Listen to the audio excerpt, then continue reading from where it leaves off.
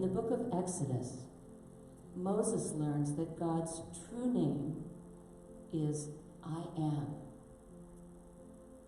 Made in God's image and likeness, all that God is, in truth, I also am. With God as my essence, I know that I am intrinsically good. I readily express the unconditional love and forgiveness that I am in truth, claiming infinite wisdom as my unfailing source. I am wise and compassionate in all my affairs, creative and prosperous in all my activities.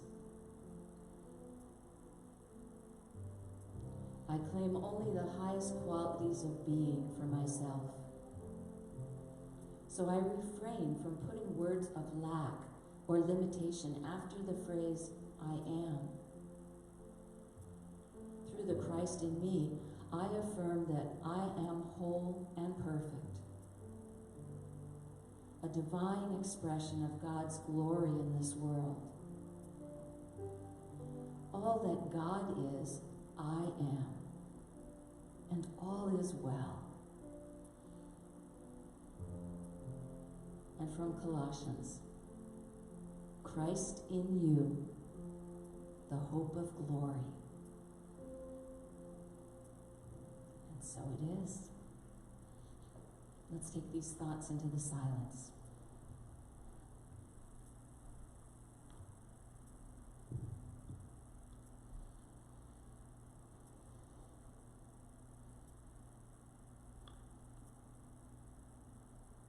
Let's pray.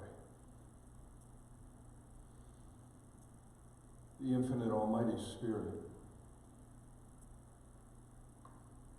in this moment, here and now, we not only recognize you, but we acknowledge you, that you exist in each and every one of us.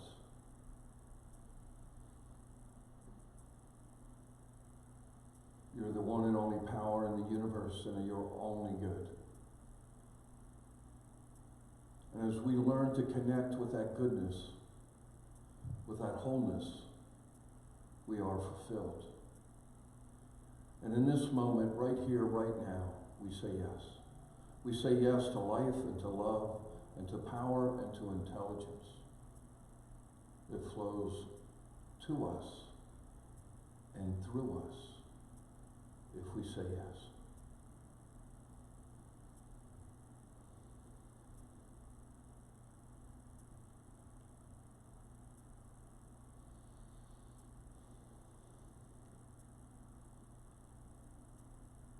And so it is.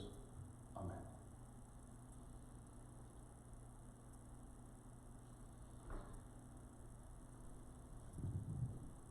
So we're into chapter 4, 5, and 6 of how I use truth. What I love about this little book, and it's little, is it not?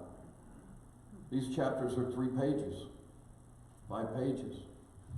You know, as a minister, you look at 3 pages and say, how am I going to talk for 35 minutes on that?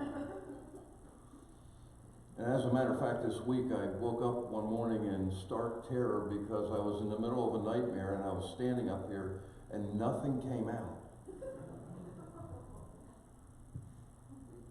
Now, I've been doing this now for going on 7 years. You'd think that would not be something that would come out of my subconscious. Well, we had to have a little chat with the subconscious. What was that about? And you know what? It was only one of my thoughts, right? Even in a dream, it becomes a thought, just like you bring it from the past to now. But it was here and it was now when I woke up. What I love about this little book, that it was written 22 years after the classic that she wrote of Lessons in Truth. You know, I was telling Ruth Ann earlier that I've said many times, this is a book you don't put away. I almost wish at times she wrote 5 more. But then I realized she didn't have anything else to say. It was like, I said it all. There's nothing else to say. So I hope that you keep these books with you, these three, because for me they are the guidelines to a spiritual path, and they really do give us that light in front of us when we get off on a rabbit. I know you don't go on rabbit trails, but I do. And when you go off on a rabbit trail, it's like, what happened? Why am I over here? Let me get back on the beam. And you just pick up the book and it just brings you back to that place.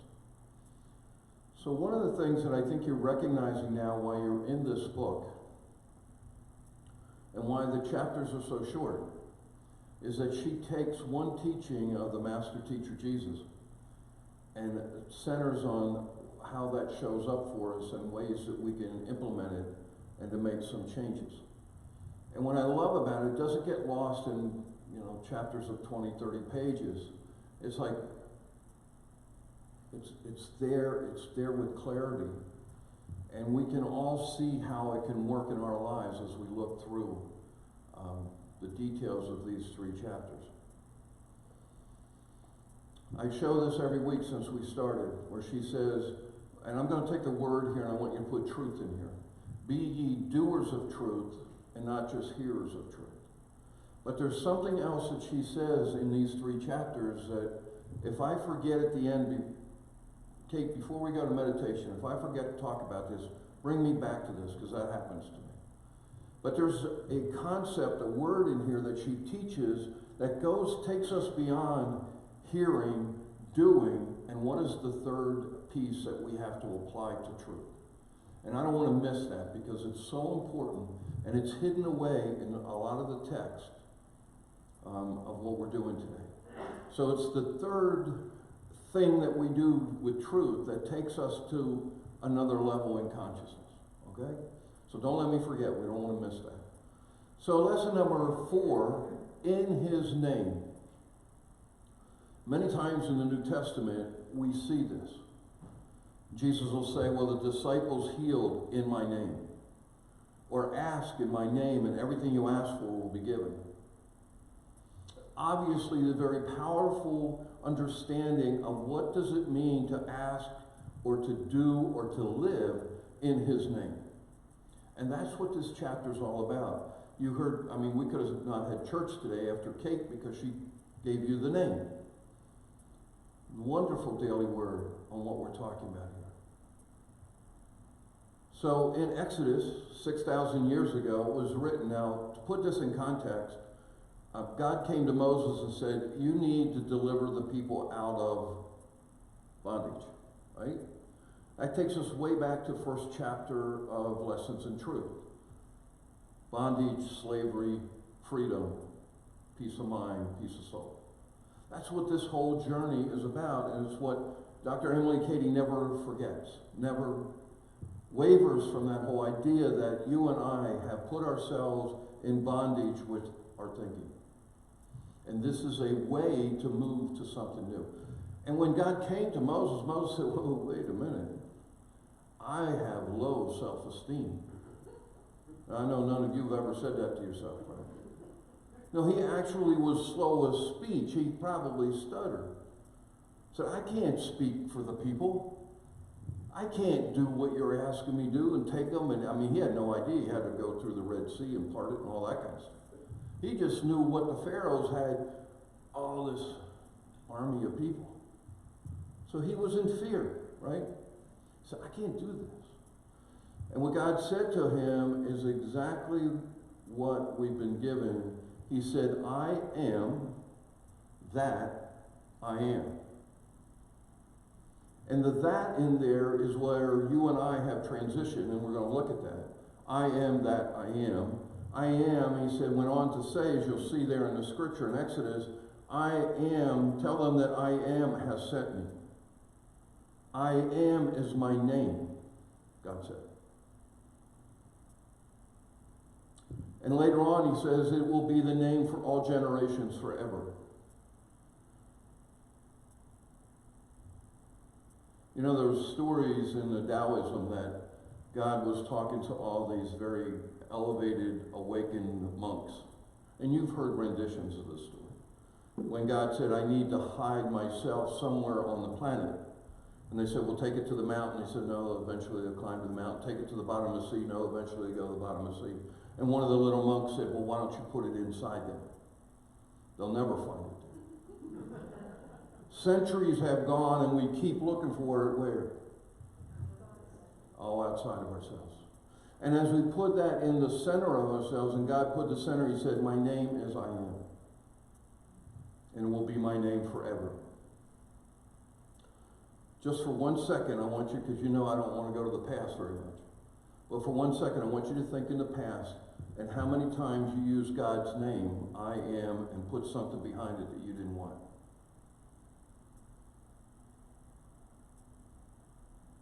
Here was the secret that was hidden away in each of our hearts, in our souls, in the very depths of our being. And how we used it was our decision, right? We were given free will choice, what I call freedom of thought. We can put anything after I am. And we have. All of us have. You have, I have. And we've done it out of ignorance. We didn't understand what we were actually saying with that was a proclamation to the universe. This is what I want for me. This is what I believe that God within me is. And so it manifests. I am. God said is my name and will be my name for all generations to come. Now last week, Dr. Emily Cady took us back to truth students as we are and said, you know this spoken word and you still do it. It has so much more power on the negative side than for someone who doesn't know this truth. So there's a little bit of sit up and pay attention here to how powerful this is that you and I use. And she goes on, and we'll talk about it in a minute, what she tells us to do, which we're going to practice here today. Has it ever occurred to you that you are almost daily taking God's name in vain? None of us want to do that, do we? No. But she says we're doing it because we're not even aware. And you say, well, how is that possible? It's the last thing I would want to do. Unless you're very watchful and very careful, you are doing so, she said. She's putting out red lights, flashing red lights for us to pay attention to how we're taking God's name of I am and using it in vain. If you remember last week in one of the chapters said, it's all God and anything else is a lie.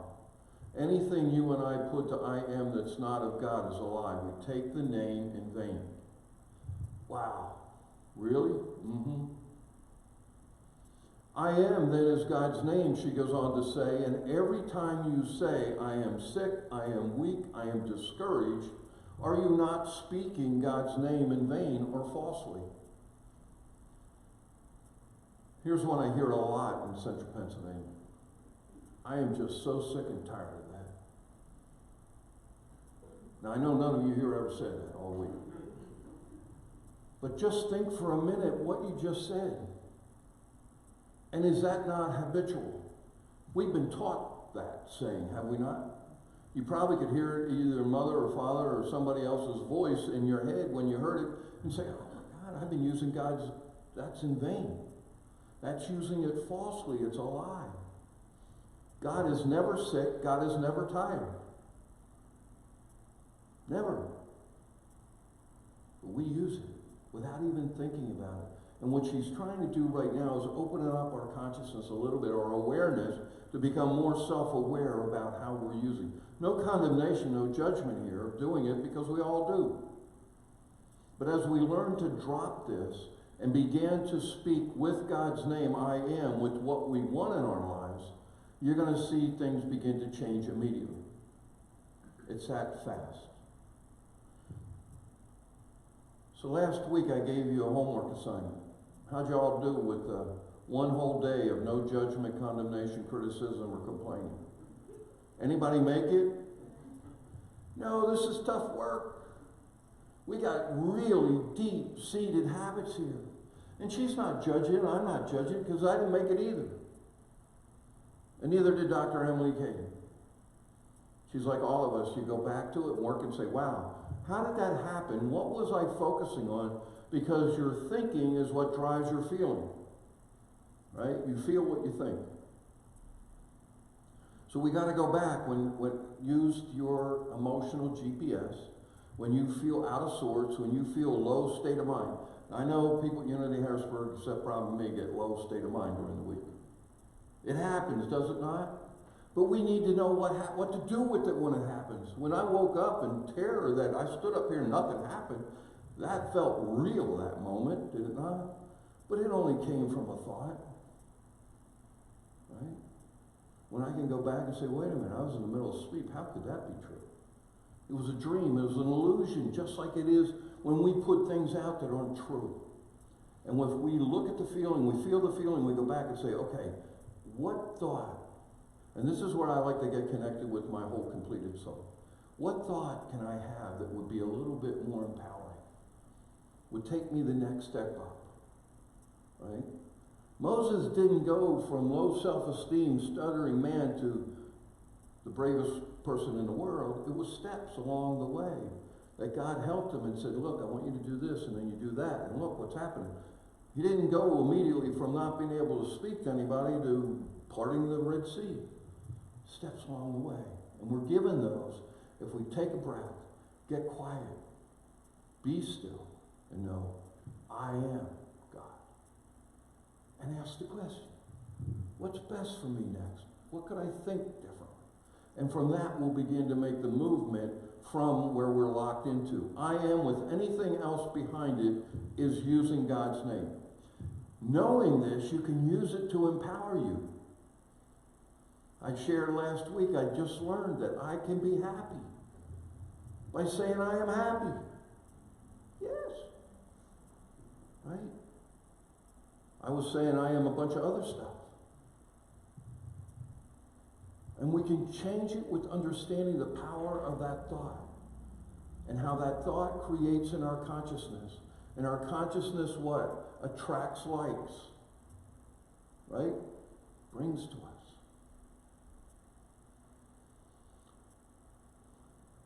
I love how she just deals with the facts. Does all this sound foolish to you? Some of you are sitting there going, yeah, here he goes again. Do you doubt that such power goes with speaking God's name? We all have. So you can't be that simple. I can't tell you how many times in spiritual coaching I have people look at me and go, can it really be that simple? Yep. And here's what she says to do. If so, if you're doubting at all, go alone, close your eyes, go to the depth of your soul and say over and over the name, I am. That's going to be our meditation at the end today. We repeat the word I am. And listen what she says. Soon, you will find your whole being filled with a sense of power. Remember what she said in the very beginning. Prove every concept to yourself.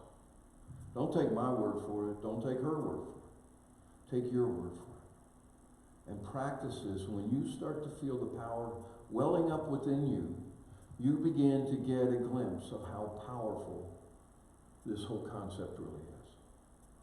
And when we're doing it here, we're going to do it quietly, silently. I'll speak it out and I'll have you follow. And that's inside, quiet. Think what happens when you begin to say it out with the spoken word to the universe. I am. And we're going to practice that today. And collectively, you're going to feel that power move in this room. Over and over again, he said, in the name of Jesus, in my name you can heal. In my name you can do miracles. In my name. What was the name that Jesus was talking about? He wasn't telling you use word Jesus. He was telling you use I am. And he says here, before Abraham was born, I am existed. In other words, forever. Before and forever after. This is the name of God. God gave it for you and I to use. And as we learn to use it correctly, in an empowering way, we begin to see the changes.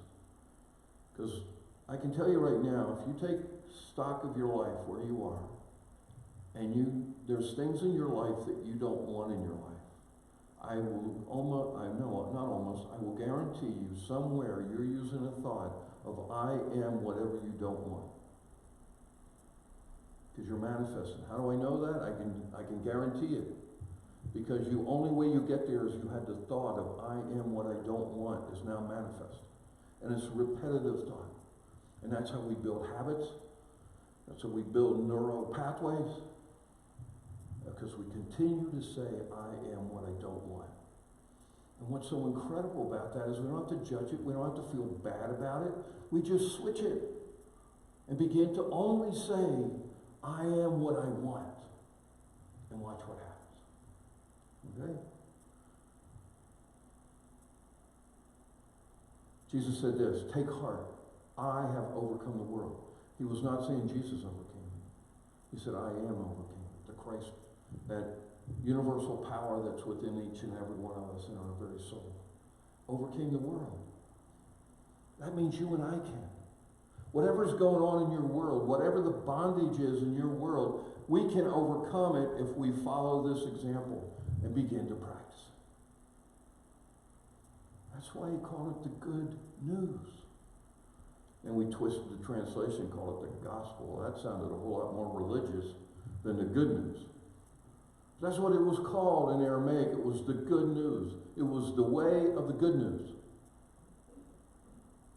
A path. A way to follow and follow the examples that will take you to where I am. Because it's not about me, he said.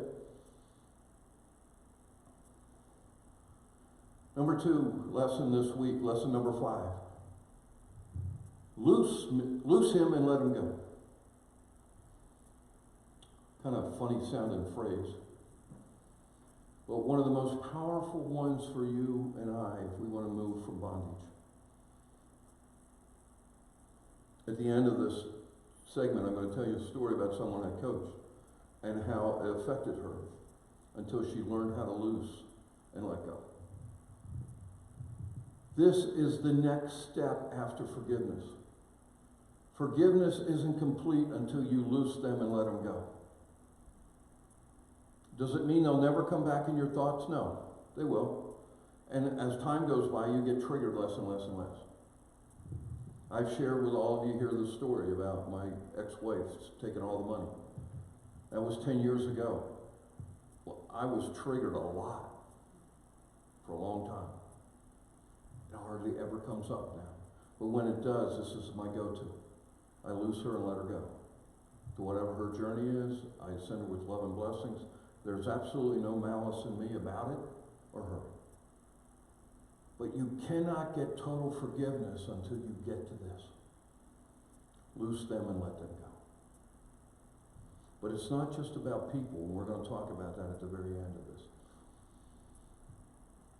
I love where she goes here. You know, I have 2 major sayings in my life, and we all have things that, and most of you have heard the first one probably is my KISS. Keep it simple and spiritual. My other one is live and let live. Other people are really none of my business, and they're none of yours. And that's what she's talking about here in a way that I have never seen presented before. And it just really, for me, to go back through again this week, and I realized how much I hadn't learned this lesson that she's giving here. Every person has the inherent right to freedom of choice, a right to live their life in their very own way. And you need to stay out of it. How entangled do we get in how they live their lives? Well, look at that. That is justice, right? It's none of our business. It's their business. And we get so entangled how they're living their lives, and then what comes out of that is all the things we talked about last week: judgment, condemnation, criticism, complaining. Let's go on. She said, all is good because all is God. If you begin to have this belief system that everything out there is all good because it's God, what's to judge? What's to look at someone else the way they're living and say, well, look at that. That ain't right. No, it's all good. It's all God. They have the very same God within them that you and I do. And if you believe that God is only good, it just may take them a little bit long. I use this, we're all on a journey to Philadelphia. Some of us may be just a little bit longer on the way to Philadelphia because we've been working out a little longer. Some of us take side roads to smell the roses. Some of us turn around and go backwards for a couple steps. So what? We're all headed to the same place, right? And if you believe that it's all good and only good, then you know it's all going to turn out good. And what she's saying here is stay out of it. If you believe all is good, we should not be concerned when we see someone going awry. I came out, as you know, a very fundamental religion which is very judgmental. I mean, if you were the bad one, you got shunned. You got blackballed out of the religion. Whose right was it to judge the other person? That is not their job. And what happens, quite honestly, is when they judge me to be bad, I'll be real bad. I'll be real good at that. Because that was the only option I was given. He wasn't good, he was bad. Okay, I'll be real bad. No, it wasn't their job. It was none of their business. And it's none of ours. If we really believe that God is only good, and we know that God's in everyone, it will always work out. Maybe not in your time frame. Maybe not in this lifetime. But it will always, always get to the good. You are not your brother or sister's keeper. How many were taught you were? Lots of us. You are not. It's none of your business. It's their business. And when you see the freedom, remember, we're talking about going from bondage to freedom. How much of our lives and energy and thoughts have been entangled in other people's business? And as we begin to detach, give them the freedom to be who they are, we get to a place where we can let them go, loose them, and let them go. And we can get back to a place of peace, of harmony, of balance. We have nothing to worry about their success. It's all good. It's all God. We know how it's going to end up. And all the little stuff in the way is none of ours. God never fails. And God's within them just as God's within us. And it's that goodness that will happen to all folks in every place. Understand this, she said, you may be just further ahead of this growth out of the darkness of sense belief to the light of spiritual understanding than they would. She says a little bit more eloquent than my way to Philadelphia. But it's the same illustration, is that we're all on the same journey. We are all going to end up at the very same place at the end. Back at the Father's house, back at spirit heaven, where it's all harmony and unconditional love. And we're all headed there. And what she says is, be still and know that this is true for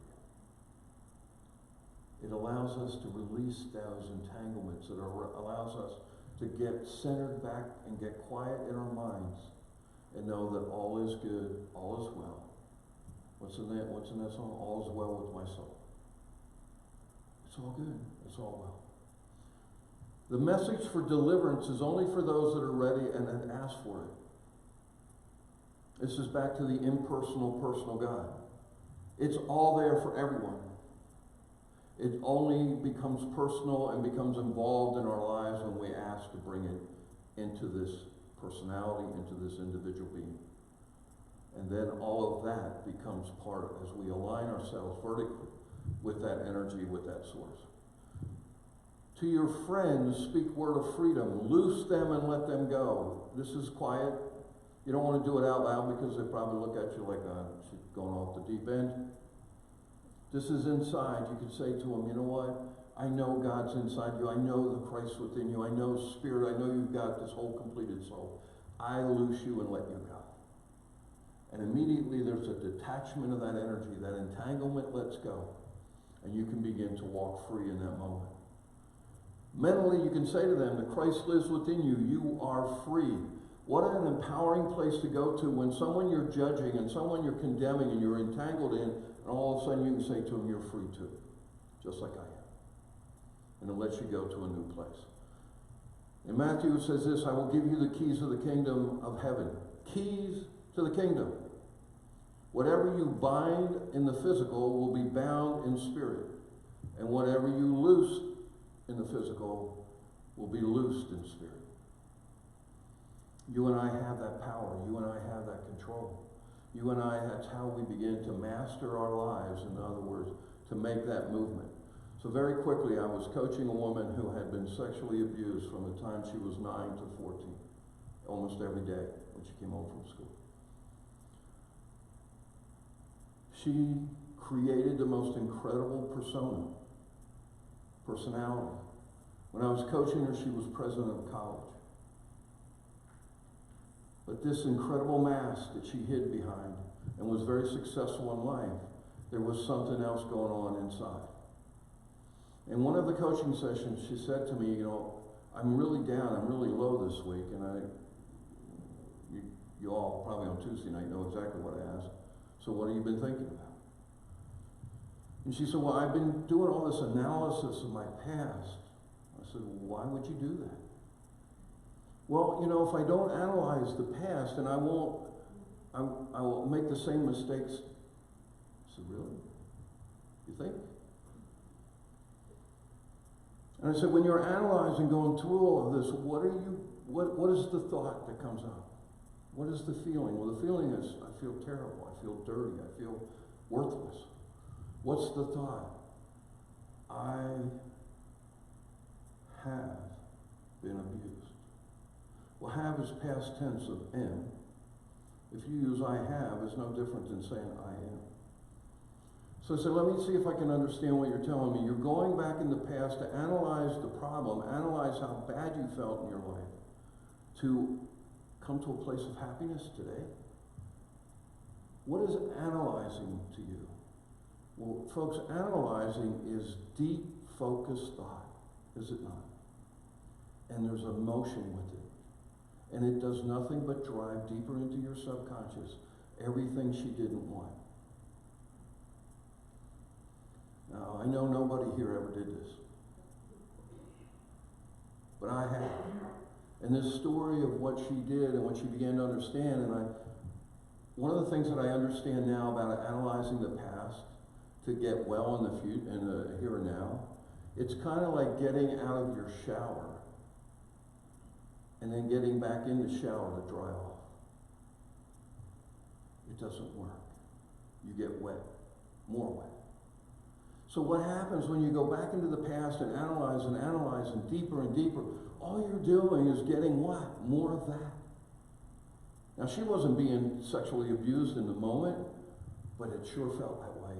And her consciousness made it real for her. Because whatever we think, we feel. And when we think and we feel, our consciousness makes it our reality in the moment. As she began to move forward to a place where I have been abused and understand that today that is not true. Now you can't go from I have been abused to I'm a perfect child of God. That jump doesn't happen. It happens in incremental releasing those things and moving here. And she began to ask herself these questions. What am I thinking? And what's a more empowering thought? And as she began to find a more empowering thought, the past began to fall away. Did it ever change that she was abused for all those years? Absolutely not. But she was taking those memories and bringing them into the here and now and was experiencing those feelings just like it was happening. And so the freedom, the removing from bondage is this. You have to loose that thought and let it go. It's not only about other people, it's about the thoughts that are holding you down and that are in a place of being in bondage. And she did the work. And she's today a really, really healthy woman that now goes along with what the success she was able to have. But anyone that can be that successful carrying that kind of baggage, as soon as the thinking turns around, you're going to see a life that just blossoms. But these are true for us. All of us are carrying bags from the past. And we're identifying, we're putting labels on it, and when we do, that brings us into this moment. And we begin to feel it, And in that feeling is the experience of the bondage. Okay? Loose it and let it go. And it's the last piece of forgiveness till you get to freedom. And we all have to do it, unfortunately. And whatever is the bondage that we all have our stuff. Every one of us, including me. Okay, last lesson for the day. All sufficiency in all things. What's sufficiency?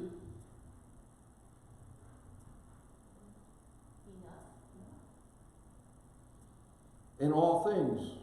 Well, you know what? I'm only worthy of a few of them. It's not true.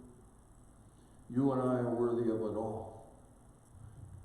All sufficiency in all things. And this is one of the things that I loved about unity. Most of the New Thought spiritual teachings only dealt with physical health.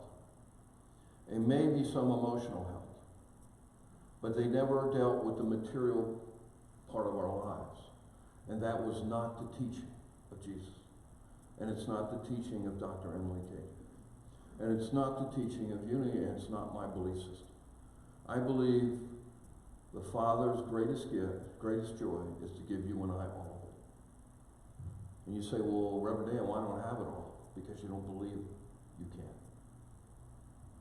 We limit and lack what we believe we're worthy of receiving.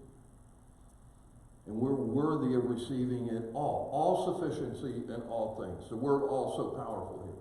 There is that within every human being which is capable of being brought forth into the material, into the physical world, everyday life of every person, all the abundancy of every good thing that you may desire. Well, there's teaching out there in the spiritual world. It's like, well, you only get what you need. Who says? That is not the teaching. That's a limit and lack. Well, I'm only worthy to get what I need. I can't be that bold. Yeah, be wholly bold and ask for it all. Right? But you have to decide that. You have to choose that. How much of all do you want? Because there is no pie cutting going on in God. The pie cutting piece, well, I only need a sliver. Well, that's good for not gaining weight, but it's not good for receiving abundance. You get the whole pie here. If you believe you're worthy of it. The Spirit of the living God within us, that ever from the fountainhead, is not only the giver of all good gifts, the supplier of all supply, but is the gift itself. All of it is yours for the taking.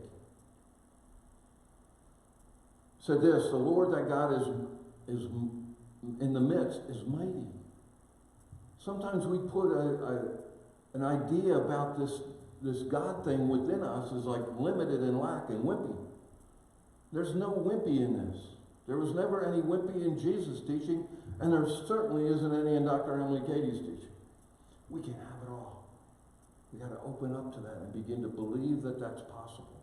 And everyone here has a different definition of what all is to you. And your definition of all is perfectly okay for you, as mine is. We all define all. But then we have to open up to it. God is the fulfillment or the substance which fills full every desire. We heard a couple chapters ago, desire is from spirit, is from God. Of spirit is desire. We've been taught, no, you can't, don't have those kind of desires. That's asking too much now. Right? No, it's not right. That's not the teaching. It's not true. You and I have the ability to ask and believe that it's ours, and it will be so. My soul waits only upon God, for my expectation is from there. Why would I want it from there? Because I limit it from here. I still limit it, even though I know this teaching for years. I still like, well, you know, if I get that, that'll be good. It's not all. That's limit, that's lack that I put on myself to receive. The certainty of this manifestation depends on our ability to recognize and accept truth. Is that not true for you? It's true for you what you can accept. And if all you can accept is this piece, that's all you're going to get. It will be true for you. You have the ability to have the whole pie. Every desire, it says. And then this is the talk about the all-sufficiency. Right? We don't bring it through us. We bring it through the flow. And when we really get that God is our source, our substance, and our supply, and we begin to really understand what that is, and I'm going to ask you this week to contemplate this, reflect on this. What does that mean for me? How does it change my life when I begin to open up to this possibility? So twice a day I'm going to ask you, in your experience of the secret place, we've been doing this now for a couple weeks, to repeat the I am over and over again. We're going to do that as our meditation tonight. And you're going to begin to connect with a power that you may never have connected like this before. Because you call in the name of God within your very soul. And something happens there. Instead of judging folks, loose them and let them go this week. And say it to yourself. I loose them and let that go. Whether it's a thought, whether it's some unforgiveness work, whether it's a person. But get in the habit of begin to actually say to yourself, I loose them and let them go. And then watch the detachment. Watch the emotional entanglement as they send them with love and blessings on your way. And contemplate this week. What does it really mean to me that God is my source, my substance, my supply? I don't want these to just be words anymore.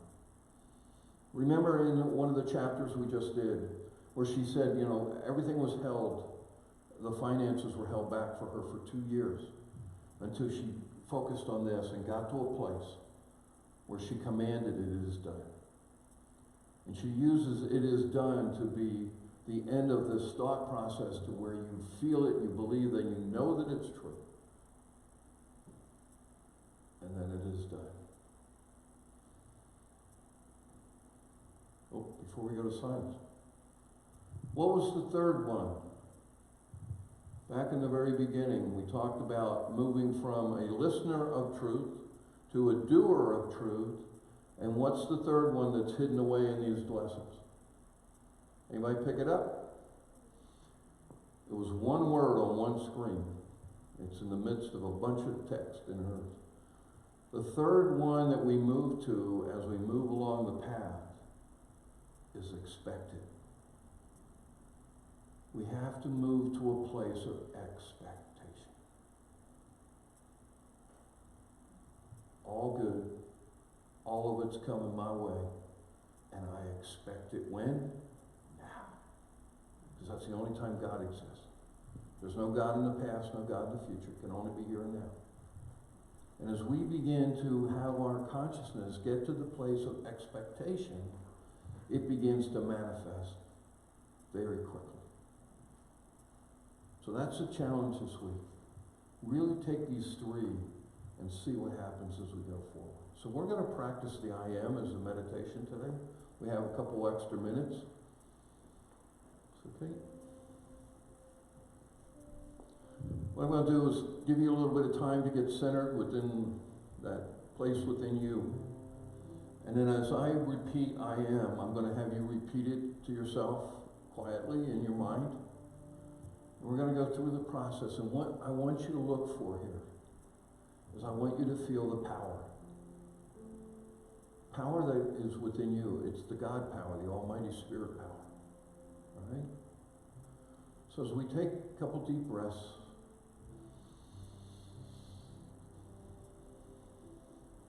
and with your eyes closed, your spiritual eyes, if you look up a little to the center of your forehead, connecting with the light.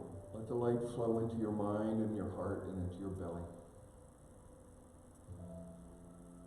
Let your breath relax. Let your mind slow down. Be still and know that I am God. It's in this stillness. I heard it described is that God's voice sounds like a very quiet flute, and our human thoughts are the brass band. Listen for the flute.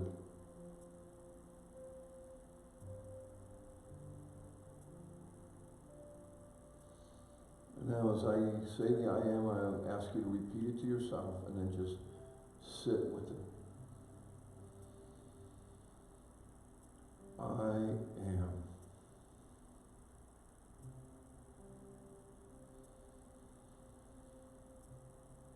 I am.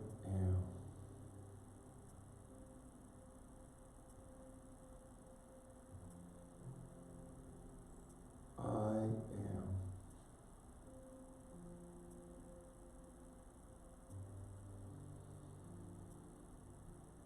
I am.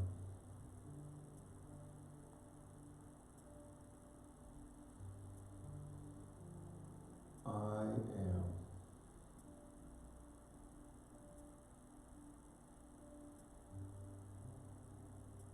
I am.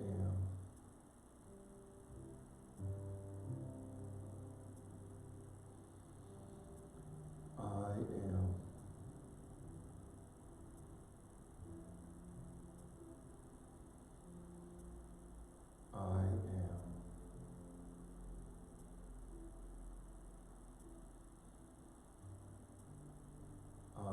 am.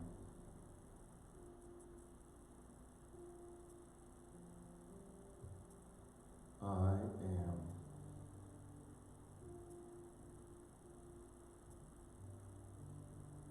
I am.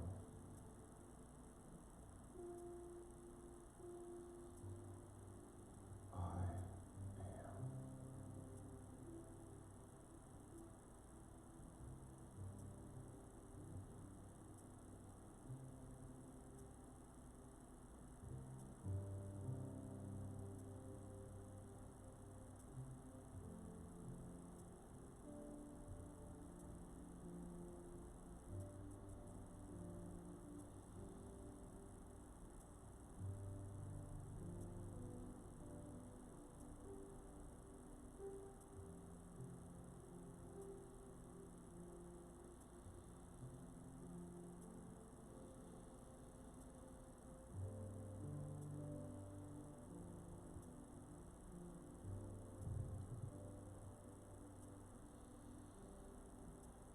If you would take this feeling with you for the week and know that any time you need, just stop and get quiet, get still, and repeat the name of God.